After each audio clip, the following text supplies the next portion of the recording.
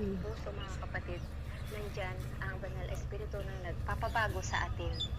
Bumabago, tayo man ay binabago ng Panginoon araw-araw, mga kapatid. Siyempre, ang may-ari niyan dyan, Tayo foreigner. man po ay Iba walang dyan maganda self-control dyan. noon. Ngayon alam po natin Pasaya. kontrolin ang sarili po natin. Hindi po tayo noon na yung hindi po tayo mapagtimpi noon, 'di ba? Kilala natin yung sarili po natin, ang mga di dapat natin ginagawa ay nagagawa natin noon. Pero ngayon, mga kapatid, alam natin yung tama at mali na. Pero sa ating mahal na Panginoon, mga kapatid, Kailangan yan. So, may maganda pa dyan. walang pinipiling tao ang ating Ito mahal na naman, Panginoon. manukan ng ng pinsan ng asawa ko. Pantay-pantay ang pagtingin ng ating mahal na Panginoon, ang pagmamahal, pantay-pantay ang pagmamahal ng ating mahal na Panginoon, mga kapatid. Ayan, So dapat po natin ano?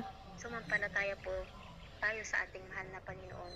Tayo po ay manalig sa Kanya, sa ating mahal na Panginoon, mga kapatid.